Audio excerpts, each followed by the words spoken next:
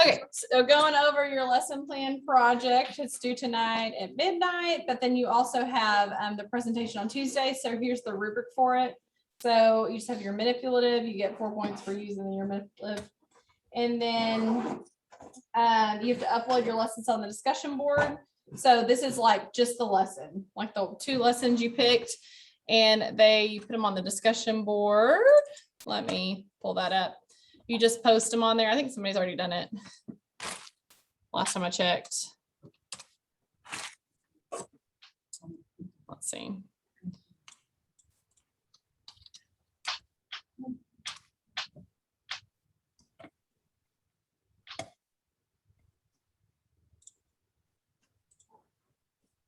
It's week 12 content.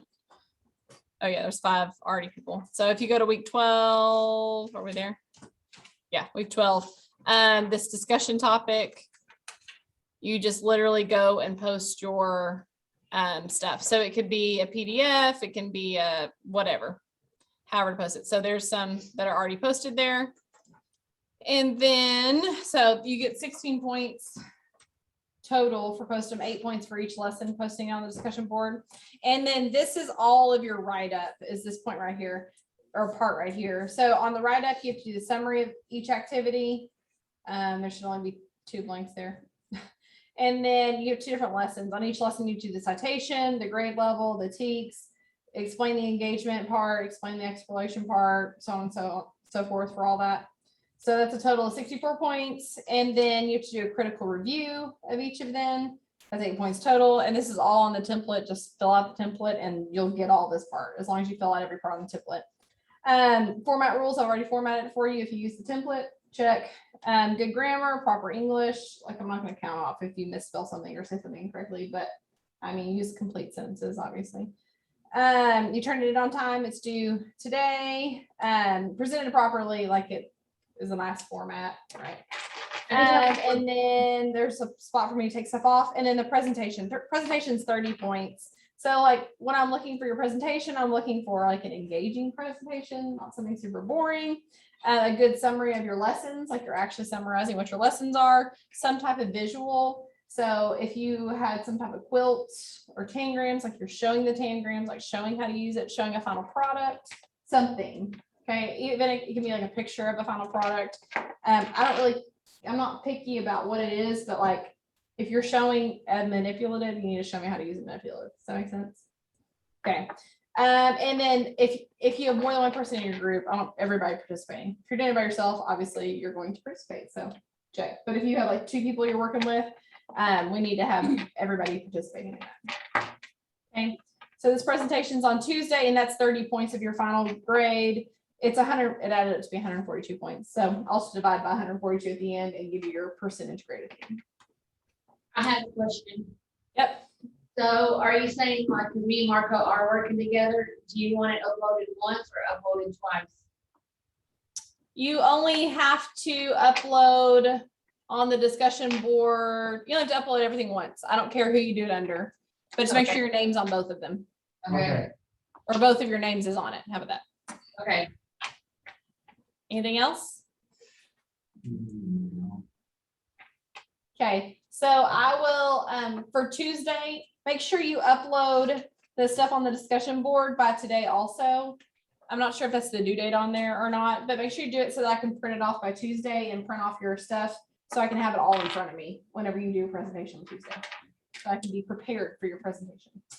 Can we have like a note card with this? Yeah. You can have like notes and all your stuff up here. That's fine. You can do a PowerPoint. Like, I don't care. That's fine. I mean, I have notes when I teach. It's not a note card. It's like actual notes. So yeah, that's fine. Other questions? Marco and Mandy, have you decided, are you going to do like a PowerPoint? Are y'all going to use your document camera? Do you know what you're going to do yet?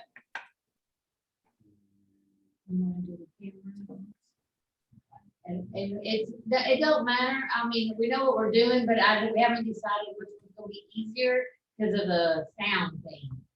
Okay. I just want you closer, like you did that one day.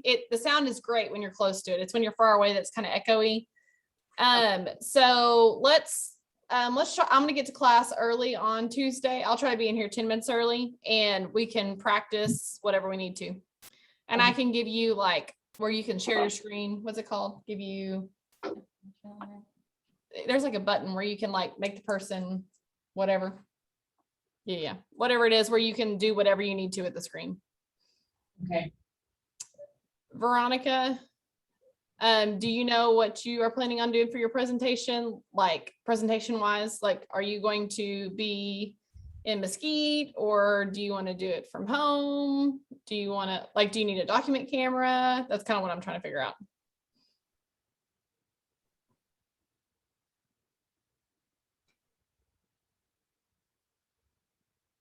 Okay, I'll send you an email, Veronica, and see if we can figure out what you're going to do.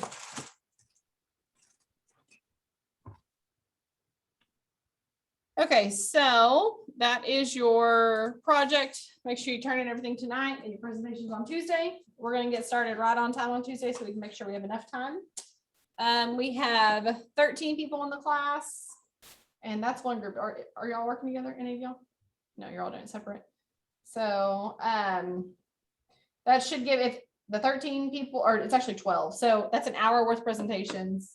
And then, you know, switching back and forth in between each one. So we gotta like be super on top of it.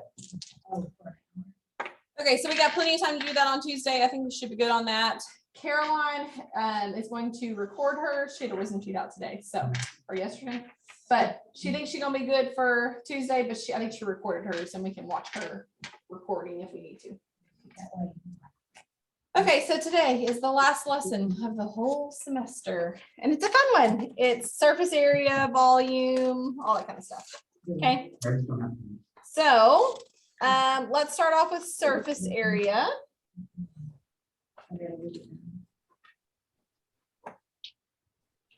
Surface area is, what is surface area? How about that?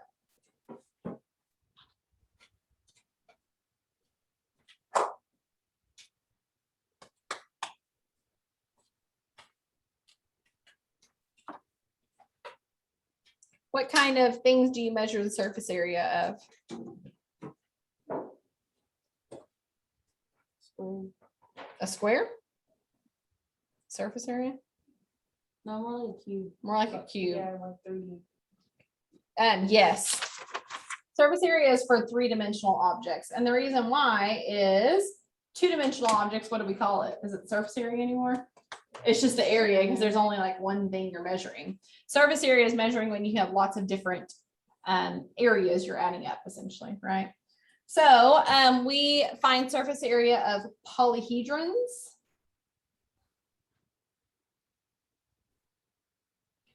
And a polyhedron, poly means many, hedron means like face. So it's many faces, multiple faces. And that's why we don't find the surface area of a triangle or a square or whatever, because, okay, I just now saw your message, Veronica. Good deal. That's why we don't find the area of triangles or squares, is because there's just one face and it's just the area of that one face. So here's some example of some polyhedrons. Okay, so these are different types of dice. This is a 6-sided die, right? There's 6 different sides. This one is a, wait, this one's the next one. This is a 10-sided die. So we have 0 through 9 on this one. Okay, this is a 12-sided. This is a 20-sided. And this is a 30-sided. There you go. 30 is the biggest number on that one. Okay, so what is the shape of this 6-sided die? A cube. What's 10-sided? What would that be called? A decagon. A decagon. Do you know what a 12-sided would be? It's a dodecagon. That's the ones you hear the most often. Is dodecagon and decagon. Dodecagon, do means 2, so 2 plus 10 is what that one is. These have a name. I don't know what they are. So there you go. So let's talk about some vocabulary here. Let's use a cube as our example. So for our cube, we need to draw a picture of it. We're going to spend some time in a little bit talking about different ways to draw pictures. But if you're doing your like 3D picture, we're gonna draw a square. And then if you draw like your little 3D, your diagonal lines, you can like make it see-through, or you can make it not see-through. Let's see. Let's see if I can handle this. You want to do like your dotted lines? Sure, close enough. Or some people like draw like this and then just connect them all. Same thing. What is the name of just the square on one side of it? Like this that I'm shading right here. A face. A face. Yeah, the outside portions, the flat planes are called faces.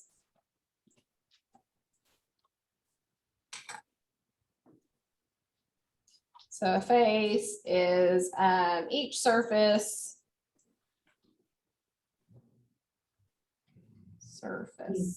I didn't. that is its own plane.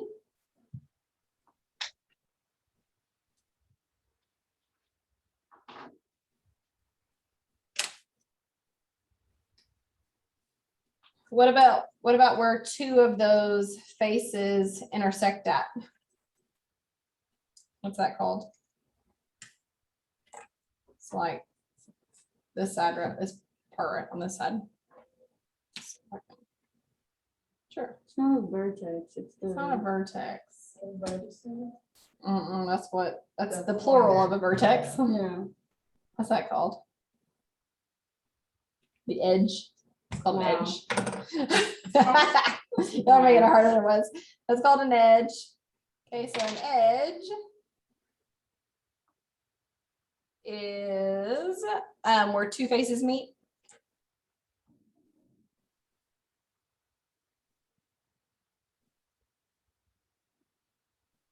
Or where two planes meet, and that's usually at a line. Or a line segment, I guess technically.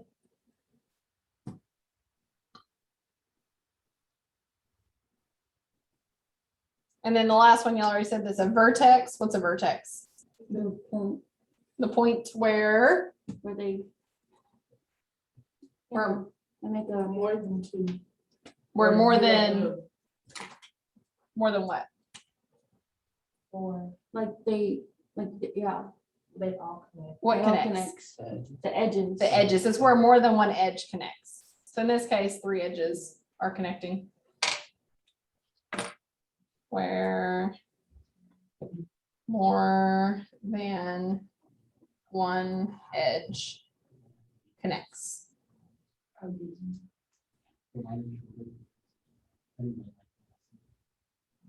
And the plural of a vertex is a vertice. Vertices. How about that?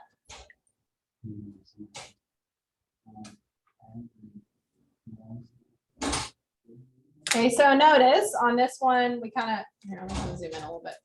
So we talked about the edges, the vertex is where the edges connect. If you look at this one, this is kind of a more rounded one, but what's the shape of each of my faces here? They're all squares because it's cute, right? This one, what's the shape of my face here?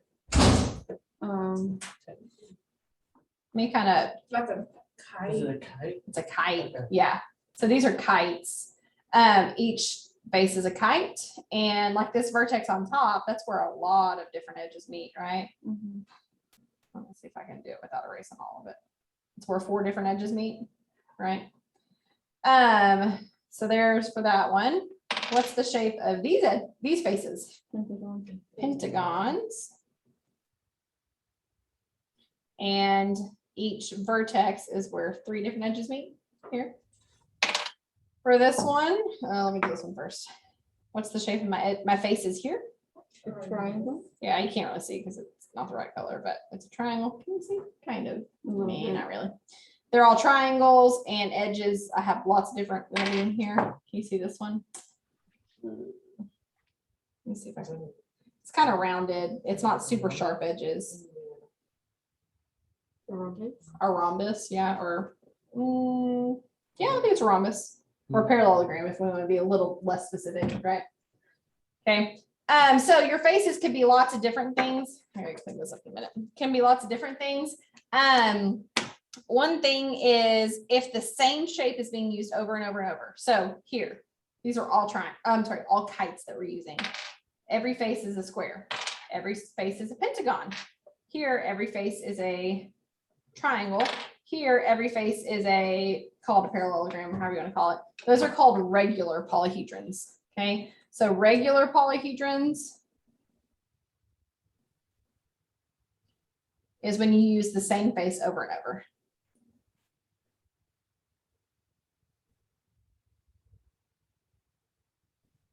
I don't really have an example of something that is not a regular one because, and here's the reason why. If I, like all my examples are dice. And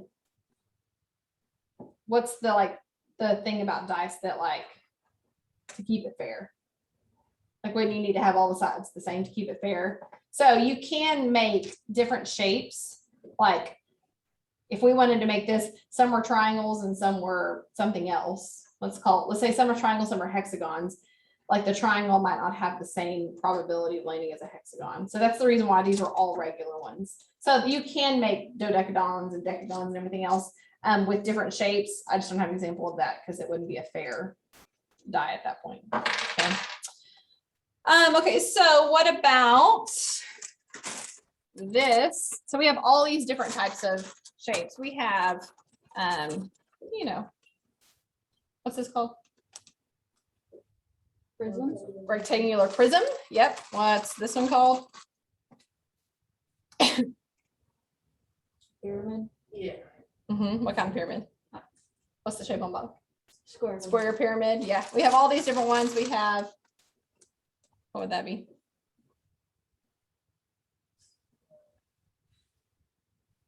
Is it a prism or a pyramid? We'll talk about it in just a minute, but I'm just gonna see what you know. Prism. Prism. And what's the shape on the bottom? A hexagon. So a hexagonal prism. You were talking about that? What? You were talking about that? I mean, hexagon prism? I've never seen that thing. What about this one?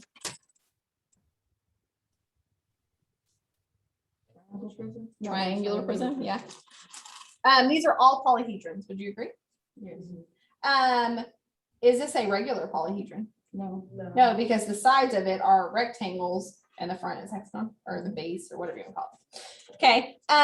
What about this one? It's almost so close. Triangles and squares. So it's not. What about this one? No. Rectangle and square. What about this one? Sphere. This is a sphere, right? Is this a polyhedron? No. How many faces does a sphere have? None. One, technically. And a polyhedron is multiple faces. So this is not a polyhedron, okay? So a sphere is not a polyhedron.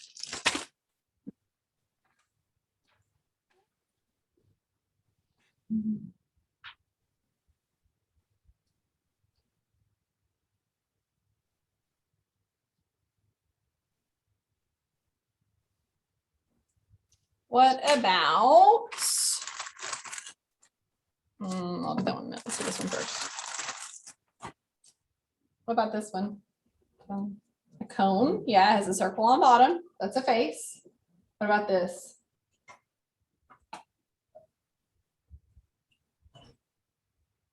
Let me, I'll come back to that in a second. So a cone technically isn't a polyhedron. We can kind of treat it like it in some aspects, but you can't in other aspects. Because like, where's your line that's an edge? Do I have a line that's an edge? Not really. Same idea with cylinder. Do I have a line that's an edge? No. Same idea. So cones and cylinders, we can kind of group in with pure prisms and pyramids with some things, but not with other things. They're kind of like the oddballs out because they kind of go along with the sphere. Okay. So let's talk about how we can represent the surface area. So surface area, what is surface area? Like, how would you find the surface area of this?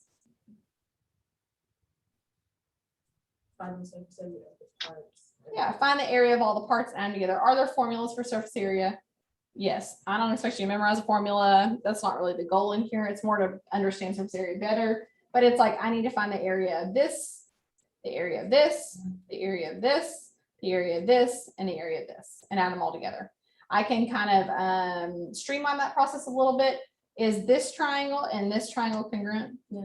Yeah, so if I find the area of one, aren't I finding the area of both? Yes. And then is this square congruent to this square, congruent to this square? I would think so. Because it's an equilateral triangle, right? And if these two triangles are congruent, then this side is congruent to this side, blah, blah, blah, blah, blah. So then I can kind of streamline the process and just find the area of this, multiply by 2, find the area of this, multiply by 3, add it together. Agree? Right here. Find the area of the square, find the area of the triangles, add them all together. Okay, what about this one? We start getting more. I got a hexagon on top, a hexagon on bottom, and then I want to find all the other things. Okay, so is there a manipulative or a picture that makes this idea a little easier? Can you draw the surface area a little easier than just drawing this 3D figure? Because honestly, I struggle drawing that cube. Drawing this would be actually like really hard to draw on paper. So how can I make this a little easier? Drawing shapes. Bro, do you know how you have those things that we unfold? The things that you unfold. Can I unfold this? What's that called? Anybody know what it's called? No. It's called a net. Okay. That's why we're going over this today, because you need things. Okay. So we have these things called net. And a net is a physical representation.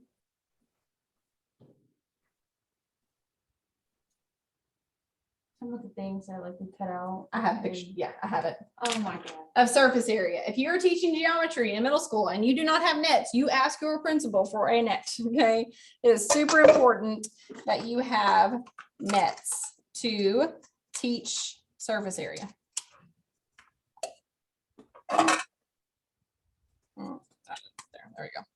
Okay, so in my other class, I used the empty box. I've taken them all apart. So let me put them all back together now.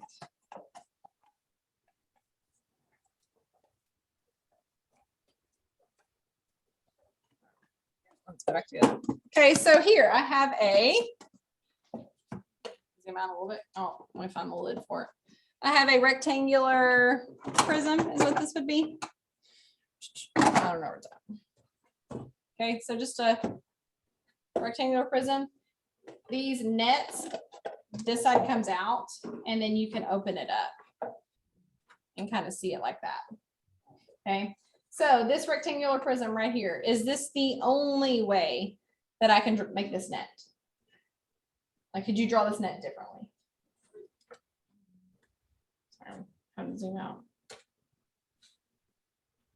Does it have to look exactly like this? No. No, how could you look different?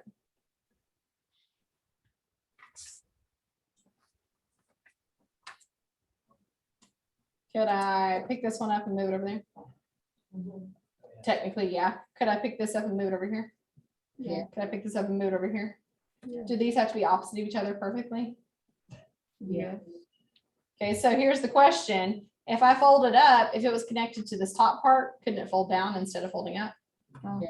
Like technically, these can be connected to any of them and they don't have to match up. Because if it was connected here and I still fold it around, it's still gonna fold over this way, just instead of folding up. Agree? So this net could be drawn multiple different ways, okay? Let's take a little bit of time and let's draw a net and kind of, I'm gonna do it here or do it later. We'll do it later. Okay, so here's the net of this. That's a rectangular prism. Let's talk about what a prism and a pyramid. What's the difference between a prism and a pyramid? This is a prism. Why is this a prism? And you said this was a pyramid. Why is this a pyramid? Because it's one shape all the way through. One shape all the way through. We have a square and a But rectangle. like if you were to cut the rectangle, it would still be a square. Whereas if you cut like the square in the, I don't know how to explain. I'm it. trying to prove you wrong. I'm trying to make, I want you to make a better definition. What did you say? It's the point. Yeah, the pyramids are. Yeah, your sides all come to a point on the top. That's what makes it a pyramid. And that's why a cone is kind of like a pyramid, not technically, but kind of like a pyramid. Okay. So yeah, the difference between a prism and a pyramid, all of your faces are slanted up to a one vertex where they all meet. Okay, pyramids are not slanted; they're like perpendicular. Not perpendicular, because technically we could draw. I don't have an example of it, but technically, this right here or a cube, you could, if you wanted to draw it. Let's see if I can do this. I don't know if I can do it.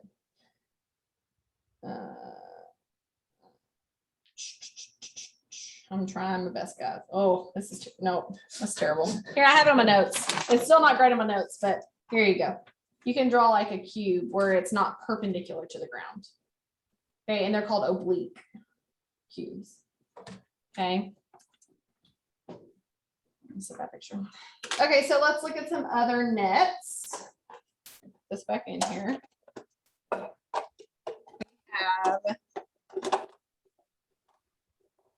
What would the picture of, do I have this one? Let's do this one. What would that, kind of think about what that net would look like in your head. There we go. Oh, it's not a hexagon. I have a pentagon one, but sure. What would this net look like? All the squares would be like in a line kind of, and then the, what do you have? Pentagonal prism. So then the pentagon shape would be like top. Like you get top Yeah, of so she the- says all the squares, I think she meant rectangles, all your rectangles are in a line. Yeah. rectangles. So all your rectangles are in a line, and then we have two pentagons. Do the pentagons have to be on this rectangle? No, they can be anywhere over there. So essentially you can find the surface area by finding this pentagon plus this pentagon, and then you could find 5 different rectangles and add it up, or isn't this one big rectangle? Yeah, so if you like, the formula probably takes this one big rectangle and does length times width, or with whichever way you say is length, whichever way you say is like width. What is this length right here? This length along the top. Look at the picture of it. The perimeter of the pentagon. So if you see a surface area formula that has perimeter, it's because it's telling you this length right here, because that's the perimeter of the pentagon. So the perimeter of the pentagon, what's this right here? The height technically, because if I sat here and put this around here, that would be the height. Right, so that's kind of where your stuff in your formula comes from. Let me show you a cone. What does a cone look like if you spread it all out? Ow, my finger got stuck. It was like a monkey trap. Whatever. The circle and just things. Okay, so it's a circle. What does this come out looking like? Let me open it first.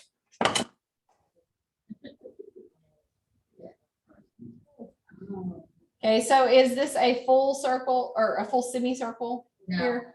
No, it's a portion of a circle. Okay, we'll talk about that in a minute. So that's why we don't really consider this a polyhedron to find the surface area, because it's difficult. But the idea is these are little rectangles. I can make this infinite rectangles. It's like a calculus concept to be able to find the area of that. It's a rectangle. No, those are triangles, not Oh, I was rectangles. like- Yeah, triangles. The next one's no, actually triangles too, but that's how you make your cone. Sorry. I was confused. Okay, there's cone. Let's see if I have a cylinder, but I don't have the inside for it. What the cylinder would look like, that's unfortunate. Let's see, it's in there. You had the net for a cylinder. That's one to show. yeah,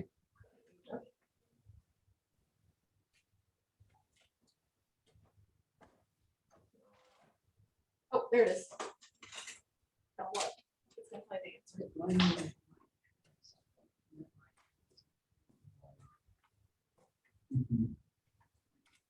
Okay, so.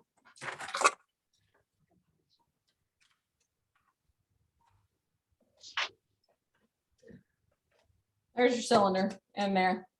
Okay, and when you pull it out, notice that we have two circles and then we have a rectangle. Okay, so the idea for this, for a cylinder, is a lot easier than the idea of a cone because we can easily find the area of that rectangle, right? So that's why the formula for surface area of cylinder is your two bases. And then it's, let's figure out what these things are. This is the height of your cylinder, agreed? And then what's this measurement? It's the perimeter of your circle, which is the circumference. Does that make sense? Those like actually latch into each other. No, they're not connected, but you could put tape on them if you want to. So yeah, this is the circumference of your circle, and you can kind of see that. Circumference, and then that's the height of your cylinder. Okay, so do you see how like awesome these nuts are in real life? So if you don't have these and you're teaching geometry, you can get these. You ask for them because it's a good thing to have. For these. We have a lot of them. This is not mine. This is the AM Commerce has a lot of them. You have a lot to play with. Yes, I do. There's a circle for that, or a face. I'll have to find it. And then here's some other ones. Here's your pentagonal pyramid because it comes to a point at the top. Okay, Okay. so I have a pentagon and then I have 1, 2, 3, 4, 5 triangles. Why do I have 5 triangles? Because it's a pentagon, right? If it was a hexagon on bottom, it would have 6 triangles, so on and so forth. Oh, let's look at that. If it was a hexagon, it would be a hexagon with 6 triangles. Nope, I have- Okay. So, one other thing I want to make sure I go over is height for this pyramid right here. Is this right here? If I got out a ruler, this isn't a ruler, but pretend like it is. Oh, sure. If I got out this ruler right here and I measured this height, is that the height of this pyramid? No. What is that called? You know? Why is it not the height of this pyramid?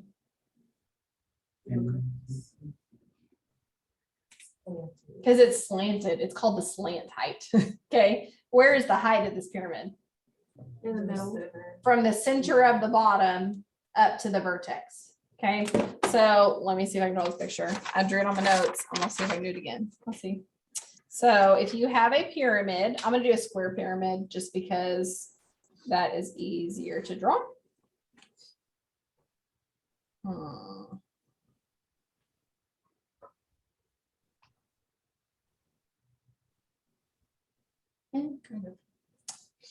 And we're gonna say it comes up to this point right here. Oh, sure, this is working so far. And this point, and this point, and we got a little connection back here. Sure.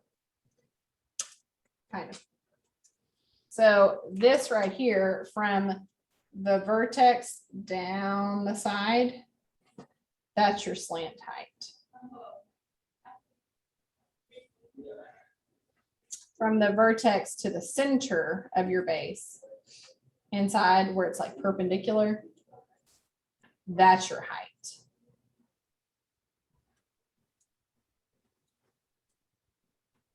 So if you're doing, just be careful when you're doing problems, finding the surface area, it's asking for the height or the slant height, like make sure you kind of know the difference and are using the correct version of that.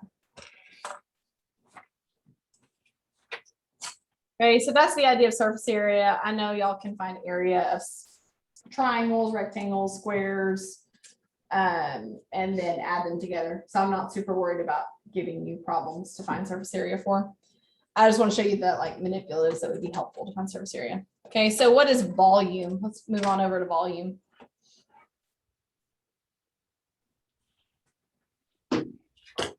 Volume is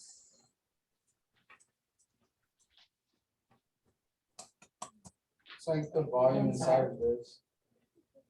Okay, what is, we can't use the word in the definition. As the amount of content Sure. inside a figure. Sure, the amount of space it takes up, right? Or to fill it up.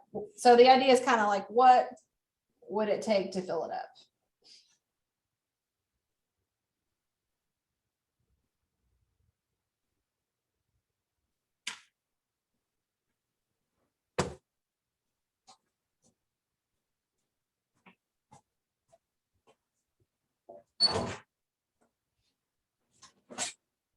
So if you had me face to face for 1351, when we do measurement, we talked about volume a little bit, and that's why this one was empty, because I was doing volume of this rectangular prism, and we wanted to know how much what's the volume of it. So what we did was we took these centimeter cubes and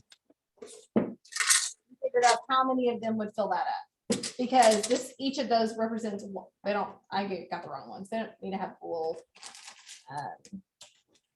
that just connects them. They don't have to have that thing on the end. But how many of these would it take to fill up this whole entire thing? Each one of these represents 1 square centimeter. So I just need to count up how much it takes to do that. You could do it with centimeter cubes like that. You could also do it with, let me get the other one.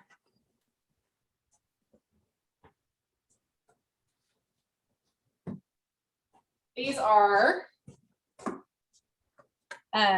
inch cubes, square inches. What are they called? Sure. But it's an inch by an inch by an inch. So a cubic inch, that's what it's called, not square, a cubic inch. So we could see how many of these fill up this. It'd probably be like 2 wide, so many long, and you can how many fill it up like that. So that's a good way to start with volume is this is 1 cubic inch. How many of them fit in there? Okay, or 1 cubic centimeter, how many fit in there?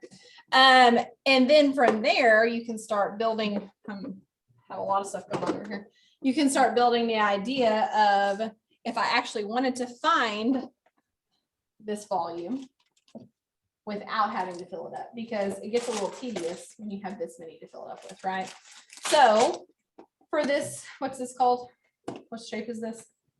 A rectangular prism. For this rectangular prism, what's the idea for the volume here, like the formula? Base times height times. Base times height times length, right? For rectangular prism, it's each of your sides multiplied together. Why do you do that? Taking a length, the height, and then the Bases. yes. So you're taking all that and Width. it's There you go. inside of it. Okay, so that idea of the volume is length times width times height. This part right here, the length times width, what is that? Where is that on this picture? The base, the rectangle. This area right here, and that length times width.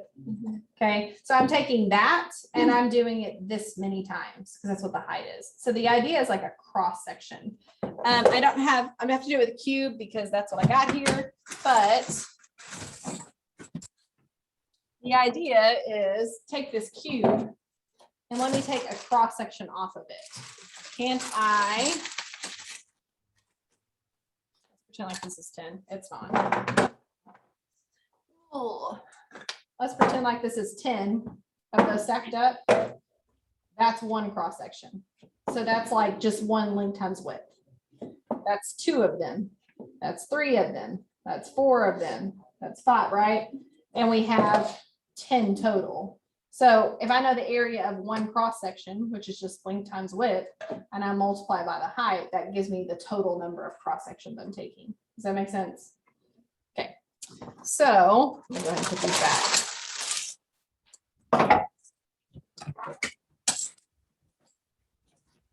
So the idea for volume is how much would it take to fill it up, or think about your cross sections.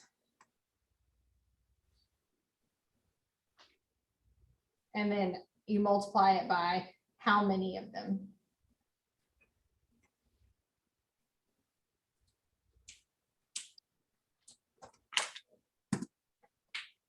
Okay, so for this rectangular prism, a cross section would be what shape? a square. So you find the volume, no, you find the area of a square. And then you use your height to get that many cross sections of it. What about for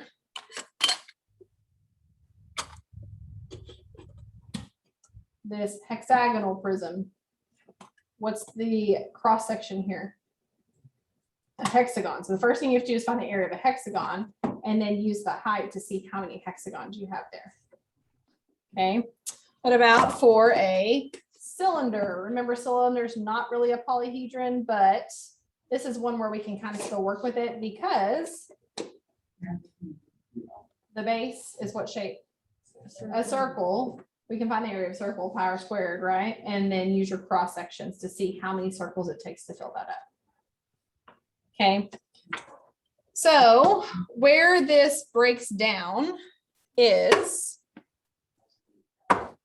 when you get to, I want to find this one. No, this one. This pyramid. What is the shape of the base? A square. If I cut cross sections, what shape am I getting every time? If I literally took a knife and sawed this in half and opened it up, what shape would I have? It's still going to be a square because technically it's It's gonna be different. still proportional. Like it's still an inch all the way across if you're measuring, you know what I mean? So it's a proportional square. Would you agree? Even if I just cut off this tiny little piece at the end, it's this tiny little square. Okay, so it's still the shape of the square. It's just not the same size square all the way up. So the formula for pyramids or even a cone is if I cut this cone, is it still circles? It's still a circle all the way up. The formula has a fraction in it. And the reason why it has a fraction in it, again, if you took me through 1350, we did a measurement thing with this. That's why this was out, because I used it for this. Here's a cylinder. I can find the volume of the cylinder, cross sections is the height. Look at this cone and compare it. Like, doesn't it have the exact same base?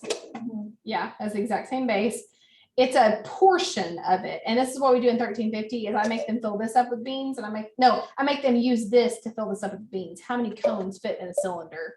And it's three, or you could do rice or, you know, whatever. I did beans because it's easier to clean up beans than rice. Or you do water. Water would be a great one too. Fill this up perfectly with water. So like take all this out and see how many cones and pour it in. And it should fill it up 3 times. So the formula of a cone, for the volume of a cone is the volume of a cylinder times 1/3, because it's literally 1/3 of a cylinder. And then I don't feel like it looks like 1/3 if you're looking at it, but it literally, if I brought the beans in here, I could go get them from office because we did it last week. If I brought the beans in here, it takes about three of them to fill it up. Okay, same idea for, let me find it. This one. Here's your square pyramid, and here's your cube. It fits in like perfectly on bottom. These nets do at least. And then it's 1/3 of the volume that's taking up.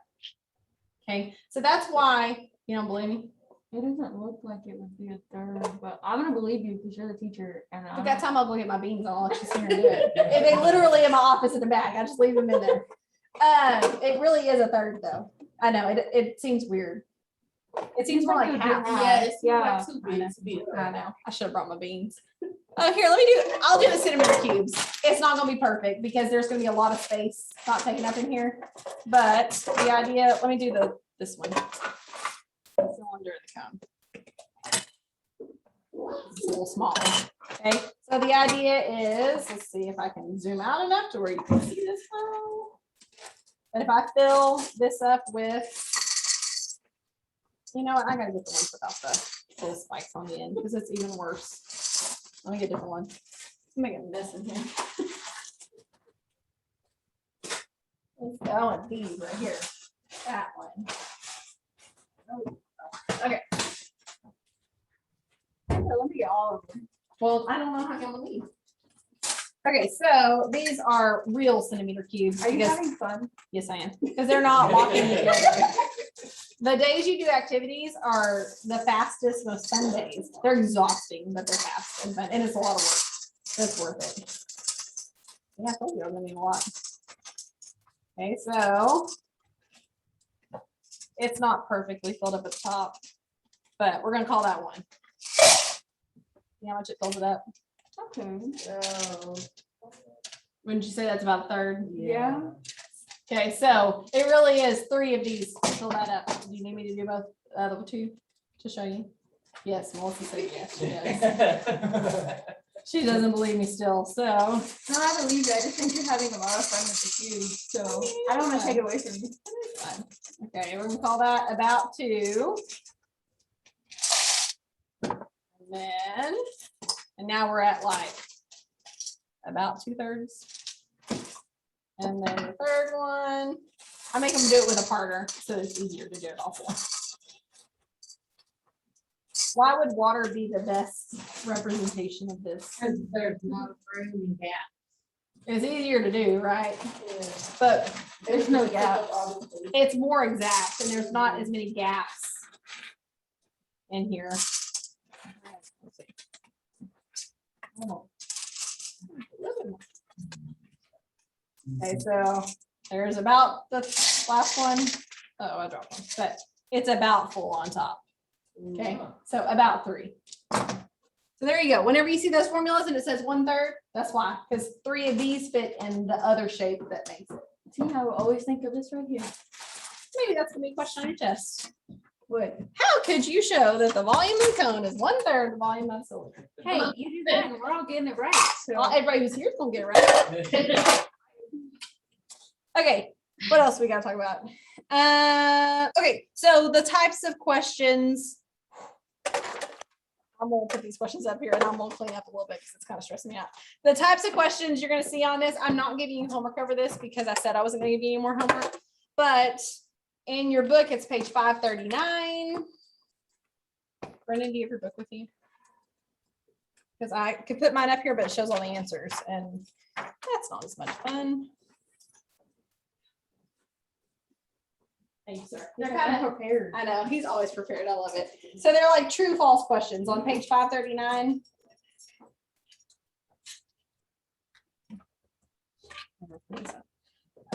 So if you look at like 27 through, it goes on the next page. I'll turn the next page. Focus it. Okay, so look at the first one, the lateral face. What does lateral face mean? I didn't go over that word. What does lateral mean? Long. It's the side, not the base. So a base is what is like the top or the bottom and the lateral is all the side pieces. So the lateral face of a pyramid is always a triangular region. Thanks. True or false?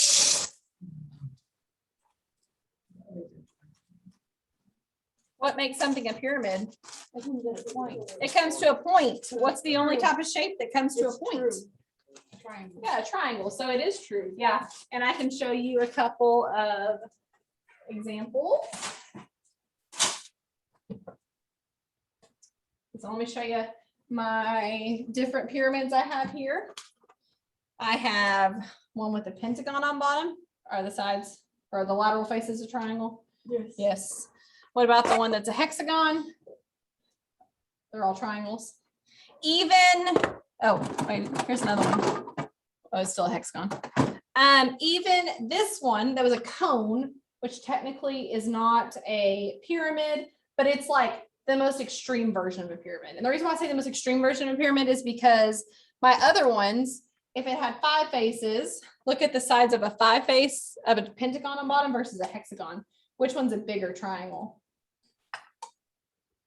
Like if I open it back up, look at your size of your triangles here. I compare them. Like they're almost the same amount of the circle, but which one's the bigger triangles? The blue one. The blue one, because they have less sides. So the more sides you have, the smaller your triangles are. So that's why I say this is the most extreme, because it's like this has so many sides you can't even see it essentially. Like look how many triangles that is. Does that make sense? Okay, so that's why that's always true. Number 28, the lateral edge of a pyramid is always perpendicular to the base. So what's lateral edge mean? The edge on the side of a pyramid, this edge right here is always perpendicular to the base. So true or false? Like, look at that. Yeah, like here's your bottom. Is that perpendicular? No. Is it ever going to be true? Not really. It'd be a funny looking pyramid. Not a regular one for sure. I can't come up with one on top of my head right now. So yeah, that's false and pretty much always false. Look at number 29. Every cross section of a prism cut parallel to the bases is congruent to the bases. So every cross section of a prism, here's a prism. If I cut a cross section and I cut it parallel, so make it the same line, perfectly parallel, is it going to be congruent to the base? Yes. Is that true for a pyramid? No. It's false. It's similar, same shape, different size, but it's not congruent. Oh, oh no, that's different. When the lateral surface area of a right circular cone, we're gonna skip that one. That's getting too technical. Let's see, look at the next page. Look at number 32. I know, give me a second. I gotta clean up. 32. Every cross section of a cylinder is parallel to the base. Parallel to the base is congruent to the base.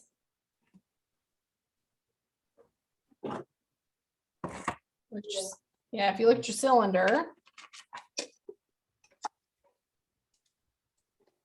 Hang on, did you again? If you look at your cylinder, if I cut a cross section that's parallel to the base, are they all going to be congruent circles? Yeah, I did the more vague one of that a minute ago. That's a specific one. The length of a segment from the vertex of the cone to the circular base is the height of the cone. Okay, so vertex of the cone to the circular base. Does it say where it's at on the circular base? No. If I had talked about that specific point in the middle, would that be the height of the cone? Yeah, but what about this over here? It's not specific enough. So technically that's false. We could make that true. How can you change that to make it true? To the center. To the center of the circular base is the height of the cone. 34. No, let's not do that one. Look at 35. All cross sections of a sphere passing through the sphere center are congruent. Yeah. If I cut the sphere, anywhere is it congruent? No. If I cut over here, it gives you a little circle, right?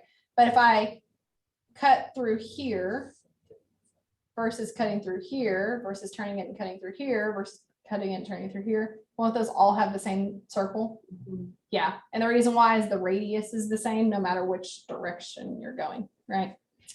Okay, so that's kind of the questions to expect from this volume and surface area stuff. Good with that?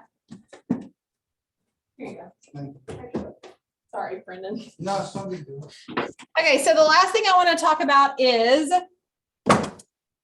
when you're teaching this to middle school students, this stuff is all over tests like STAR test, and that's how old I am, I was tax test, STAR test and all that kind of stuff. So unfortunately on their test, it's not giving them all these things and saying, tell me all this that you know about that, right? It's on paper. So we need to figure out how to get these pictures onto paper. Okay, so that's kind of the last part of this, is how to draw 3D objects on paper. There are 3 different ways to draw 3D objects on paper.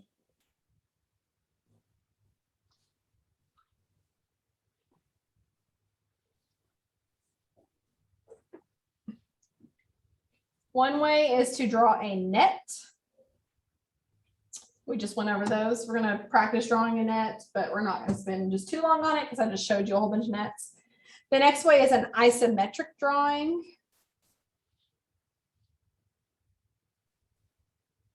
And then the last way is an orthographic drawing. And once I show you all these, you're gonna be like, oh, I didn't know the name for that. Okay, so this isn't like brand new information to you. It's just putting a name on something you've probably seen for a while at this point. I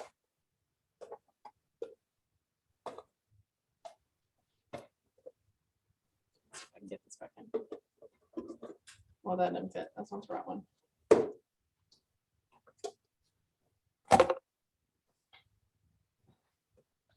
So when you are drawing, trying to be very specific with your 3D drawings, there's two things you can use.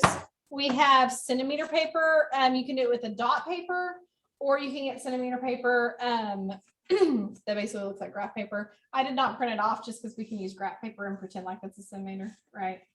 So I'm going to pass out. I've uploaded this. Crap. I sent it to myself on the email. I'm not sure if I actually uploaded this. I saved it. I don't think I ever actually went in and uploaded it, but I will upload it if you want this resource. I'm going to give you one if you want it. Some people really like the dot paper. Some people don't love it.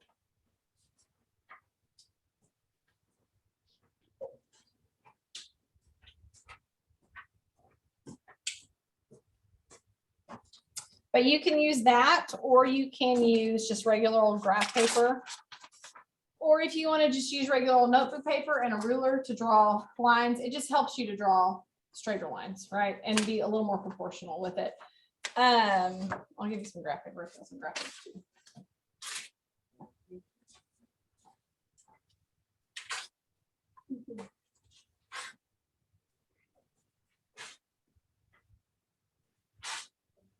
Okay, but let's take a second and let's draw a net of a rectangular prism. Okay, so let's do this rectangular prism and let me give you some numbers. Let's say it's not going to be this exact one. Let's go ahead and do it. Let's say this is 6 centimeters, 6 units, whatever you want to call it. And let's say that your square on bottom is 2 centimeters on each side. Okay, so if I was going to draw a net of this, I'll try doing both of them. If you want to draw a net of this, what are you going to do here to draw this net? Gonna go 6 across. 6 across would be like, what are all my shapes that I need to draw on here? Rectangles and squares. Rectangles and squares. How many rectangles? 4 rectangles. How many squares? 2. 2. And the 2 squares are going to be connected on In the first one. the outsides of the rectangles, right? Because it's like, this is like flipping up like that. Agreed? And I could get out my big one if you need me to. This is not a perfect example, but if this was actually rectangles, it flips up like that. Okay, so what do we need to draw first, probably? Rectangles. Rectangles, just make sure you leave space for the things coming up on the top and on bottom if you do, right? Like, don't start your rectangle right here. Okay, so I'm gonna draw my rectangles. So I need them to be, let me zoom in a little bit better. I need them to be 6 units long, right? So I'm gonna start right here. 1, 2, 3, 4, 5, 6. How wide? What's the base of a rectangle here going to be? 2. 2, right? How did you know it was 2? This is squares. We said this is 6, and we said that this is 2 right here. So there's one of my rectangles. How many more do I need? 3 more, and where are they going to go? Next Next to it, lined up, right? Because they're all connected.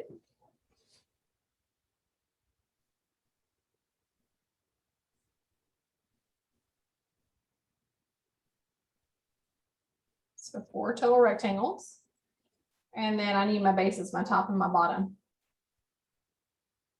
So I need to put 2 squares. Where am I going to put them?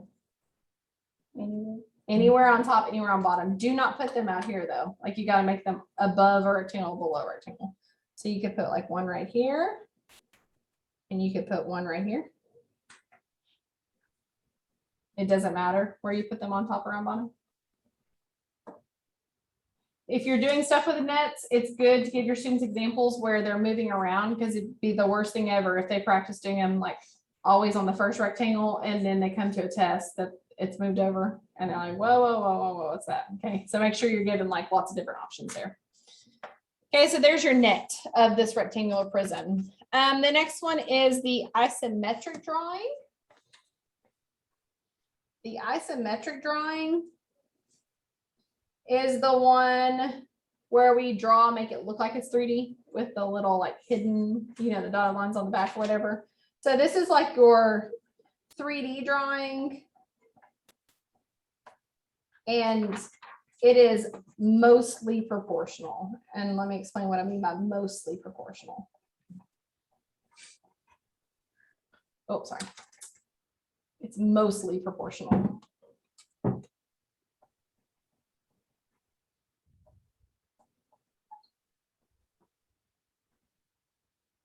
Okay, so if I'm drawing this rectangular prism, I'm going to draw it standing up like this on my paper. So I need to draw the front face, agreed, and the front face is 6 by 2. So I'm going to draw 1, 2, 3, 4, 5, 6, 4, 5, 6 by 2.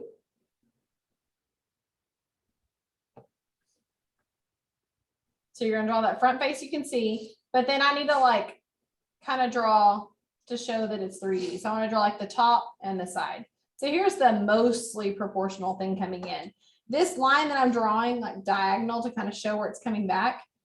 Technically that's 2 centimeters and that's 2 centimeters. Am I going to draw 2 centimeters on here? No, because it's like at a slant and like you can do some math to figure out exactly how long you need to draw that line, but we're just going to kind of like draw it to where it looks like it. So if you're drawing it, I would probably do it about 1 centimeter there and 1 centimeter there and 1 centimeter there, right? And then you can connect it and connect it. And doesn't that kind of look like a square on top? So you can do it like that and have like a solid 3D figure, or if you wanted to go ahead and put your like dotted lines to show like if it was see-through, you could do that. It's kind of up to you how you want to draw it.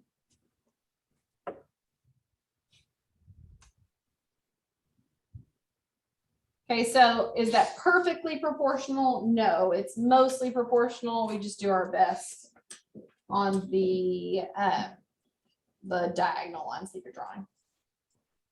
Okay, some 3D figures are a lot easier to draw than others.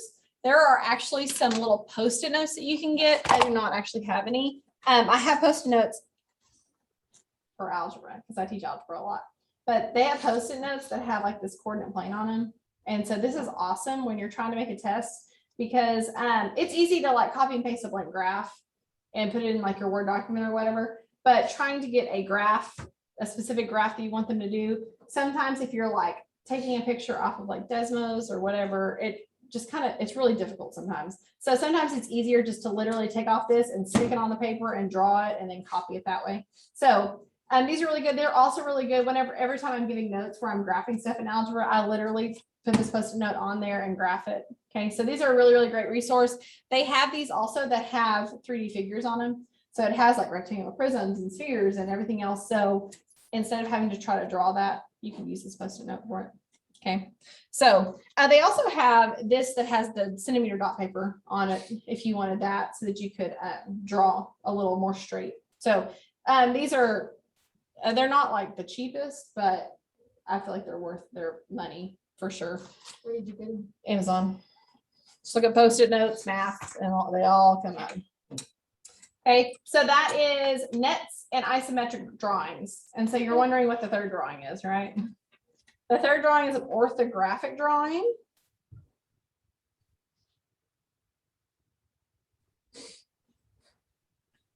And an orthographic drawing takes a 3D figure and shows you a picture of the 3 sides and makes you put it together in your head. And this is probably what the students struggle with the most. This is what I struggle with the most personally. But you have to have 3 sides on your orthographic drawing. So we're going to do a super easy one first. We're going to do this rectangular prism first, and then we'll do some more difficult ones. Okay. So for an orthographic, you have to have a top side picture, a front side picture. I'm not going to say side. I'm going to say top, front, and then a side, right, left, whatever. I'm going to say right. It should be top face, front face, right face is probably what you should say. So I'm gonna put this rectangular prism right here, just like we drew it here. Here's our isometric drawing or 3D drawing. Let's draw the orthographic drawing. What does the top of this look like? A square. How big is that square? 2 by 2. 2 by 2. So we would draw a 2 by 2 square. And we would say that's what the top looks like.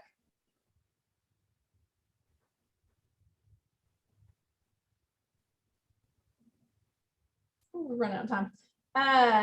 Then the front, what does the front look like? A rectangle, which is a 2 by 6 rectangle. 2, 3, 4, 5, 6. That's the front view. And then what's the side view? Yeah, here's the front, there's the right side. It's the exact same thing. So that's kind of a boring one.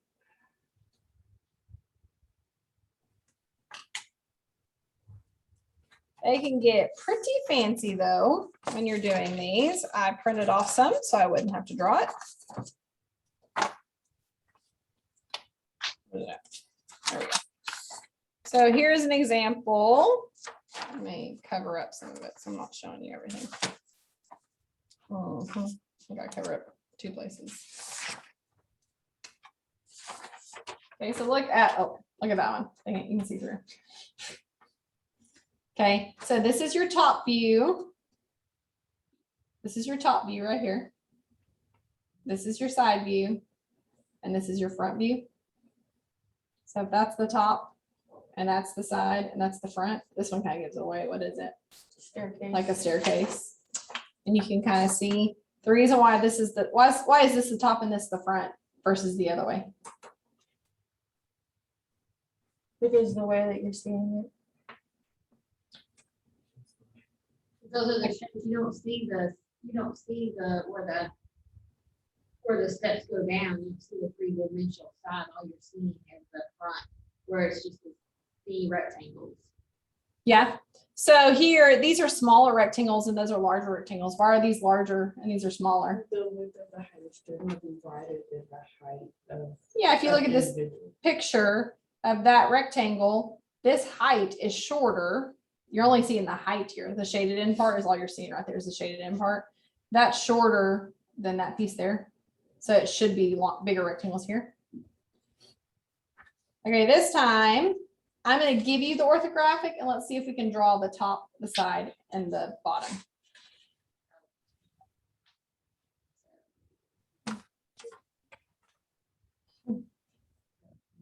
Okay, so here is our orthographic figure, and it's kind of a hard one. Okay, so the top here, I was drawing the top. What's the top gonna look like? It's gonna be a rectangle. With the U. Let's see if I can draw the top. It's going to be a rectangle. Let's say this is 2 and this is 4. It doesn't matter. So that's 2, and this is 1, 2, 3, 4, 2, and 4. So that's the part that says top. Down here, you would see that from the top. Is that going to still be 2 wide? It's going to be a little less because this looks like half of that, probably 1. Okay, and it comes down 1 here, and it comes over. How far does it come over? Probably 2. You could even say 2.5 if you wanted to, whatever. And then what? Then you're gonna go down 1. I need to go down 1 or 2. I'm gonna go ahead and go 2, just because like this looks a little thicker than that. Say the other side too. Or like, I mean, like going back down, maybe 2 more. or 2 what? more, yeah, sure. It's not perfect, but when you say that's what the top looks like, you turn that around and look from the top. Okay, the front is so fun. Let me see if I can show you the top. Oh, we drew it. Yes, I can show you the top. I drew it sideways, but we're right. Okay, so the front side, ooh, it's gonna be fun. So the front, I'm not great at this. I gotta draw this L shape. Let's say it's 4 down. 1, 2, 3, 4 down. How far over? Two. 2 at the top. Would you say that's 2 down or 3 down? Thank you. Almost, it's probably like 2.5. I'm gonna say it's 3, but it's probably 2.5. Or we can even make this 5. Would that be better? Yeah. Okay, and then it's gonna go over how much? One. 1. And then does it go down? Yeah. Yep. Go over 2 squares. And make It's another- its own square. make another. Yeah. Gotta make another square right here. Space. No, you need space. Well, He space, Yeah. though. It's Yeah, because square it's there. not Yeah, 'cause of see-through, that, it's not a yeah. hole. Yeah. Square because it's not see-through. The square's back here, but when you're just looking from the side, it's still gonna be a square right there. And then another square. That's the front. Oh, Okay, okay. so there's the answer for the front. We're good. Okay, the right side. Ooh. I really have to like stop and think about these. Okay, so the right side, I'm gonna have that piece on bottom, Mhm. 3 across. It's just gonna be 2 rectangles. 2 by 4 technically, still, 2 by 4. 3, 4. And then it has like a 3 down 4 on top of it. Or, because then we say the side is 5. Yeah, we went down Sure. 3, so it's 3. I mean. I shouldn't have done that. I messed it up. Technically, That's the bottom. let's fix that. Okay, so now, just cut that off. So this would be 2 more Yeah. going up. Okay, would you think that's what the front look, or the right side looks like? Yes. Oh, That's just the invisible line from the cutout on the inside. the invisible that's line right to be cut there. on the inside, but I don't think technically you have to do that. No. It's when I mean, if you were looking at it like this, you probably Yeah. wouldn't. You wouldn't even see it. No, you wouldn't. It's just a technical thing. Okay, this right here is on your testing. If you're teaching Oh. geometry in middle school, you are teaching this for sure. Okay, so I would just practice. I would practice, give them some bunch of random figures. Put it right there, draw exactly what you see. Put it right there, draw exactly what you see. Put it right here and draw exactly what you see. Like if you're practicing drawing it like this, you're gonna get the idea of it. Okay. Ooh, you got it? Nope. If I try to catch something, I can't catch it. He would have said, hey, catch, I'd have gone and grabbed it. I got the reflexes. I don't have I the should've just skill. thrown it. Okay, so we're gonna stop there. Hopefully that's helpful with the surface area volume and the nets and isometric and orthographic and all that stuff. Okay, so again, presentations are on Tuesday. I'll be here a little bit early to make sure we can all get set up with what you need. If you have something you want to show on the computer, you can bring it, go ahead and do it 2 ways. You can bring it as a jump drive, but also like you can post on the discussion board if you want to, and we can pull up that way. Like do that just in case if like jump drives aren't working, or email it to yourself or something like that. Okay. Okay, see y'all on Tuesday.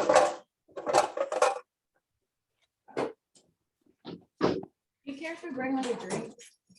A drink? Like, or like food? No. I didn't think so, because we didn't ever care. No,